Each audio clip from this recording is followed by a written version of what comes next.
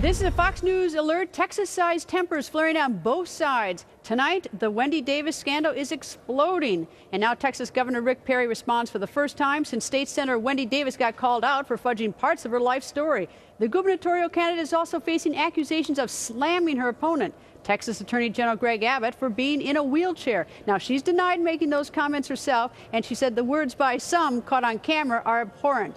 Governor Rick Perry goes on the record straight ahead. But first, there are new developments in the scandal. Reporter Todd Robertson of the Dallas Morning News joins us. Todd, what's the latest? It's been an awful lot of activity, I have to say. There's the back and forth with Bristol Palin.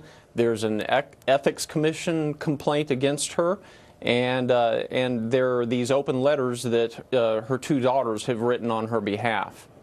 All right, tell me the dispute that involving first Bristol Palin and then to the daughters, how the daughters got, how her daughters got dragged into it and why Bristol Palin is now in it. Somehow she has found herself in this blog discussion with Bristol Palin about single motherhood and the challenges, as if her experience when she was 19 or 20 years old somehow compares to the experience of the daughter of a vice presidential candidate.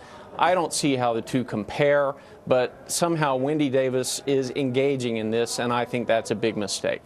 How rough is the language going back and forth between them? I mean, the effort is, I don't know how you sort of bring down the temperature on this, but this has been a really rugged fight down there. It's getting to be of a high school gossip quality. It's not the kind of serious debate on the serious issues that Texas voters want to see their main Democratic gubernatorial candidate engaged in. Wendy Davis has to find a way to move her campaign away from this and back on the major issues. And her daughters, why did her daughters write an op-ed today?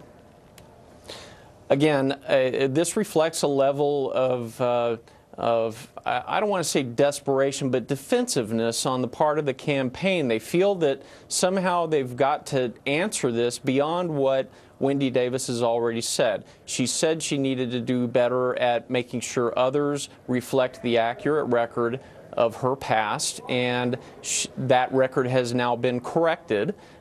She needs to move on. I take it her daughters, though, defended her in the op-ed. Was that correct?